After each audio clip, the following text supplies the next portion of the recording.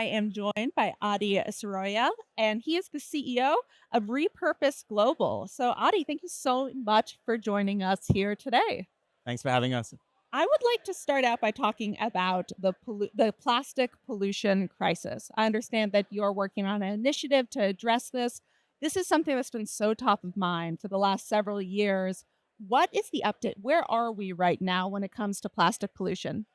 Yeah, so I think we're in a really interesting moment in time because at this very moment in time, a global treaty on plastic pollution is being negotiated by all the countries of the UN to essentially put into a stone and into writing the fact that countries need to treat this issue with the urgency that we need to treat it if we want to or hope to move the needle on plastic pollution.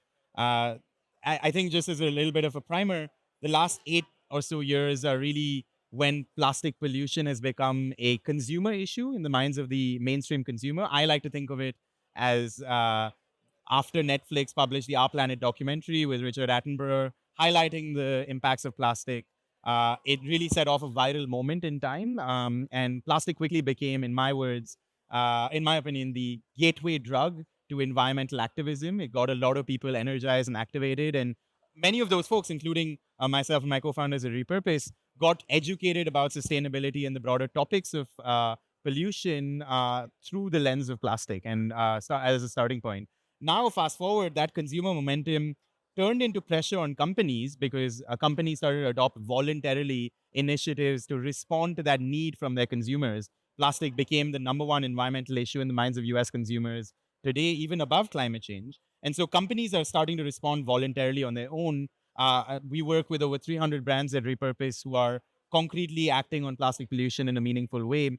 And now it's really heartening to see that voluntary wave being supported by regulatory reinforcements in some ways, where you have the governments across the world coming to realize that, okay, you can only expect so much from companies to do so voluntarily. They will need regulatory frameworks to level the playing field if we really want to move the needle on the issue. So it's become a much more mature state of the conversation, I would say, in the last couple of years. What are some of the challenges that businesses are facing when it comes to addressing plastics? I think the fact is that plastic has become such an embedded material in the global supply chain that it's almost like we think of the one miracle material to replace plastics, but that's really not the case, right?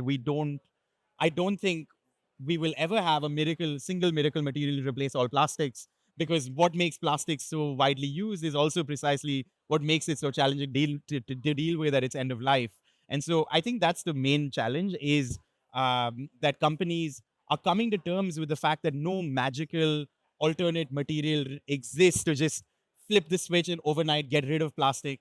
Although solutions have been marketed as such, we've had many waves of alternate materials that have been touted as a next sustainable version of plastics. But we're realizing that just like any material, those alternative innovations also have their own trade offs. And so I think that's the number one fact that businesses have to grapple with is that there is no silver bullet to plastic pollution, and that we will have to take a sort of context appropriate approach to examining each aspect of the problem and coming up with a solution that works within the local context and within the context of the business. And finally, I think the last challenge that is starting to be overcome is internal will within companies. I think we're seeing, because of this wave of consumer momentum, that it's a lot easier to make the case internally if you are a sustainability practitioner watching this, to make the case for your business to act in a meaningful way on plastic pollution, because your bosses are consumers too, and they are also seeing their children probably complain to them about plastic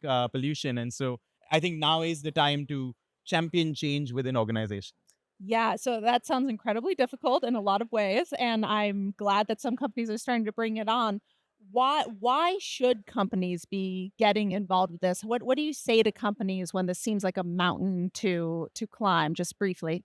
Yeah, the fact is that by over the next 2 decades, by 2040, this is a research paper that came out recently that shows that we will increase the amount of plastic leaking into the oceans by 3x. And even if all of the existing commitments by companies are met, which is a big if because those commitments are never met, we will only reduce that increased leakage by 7%.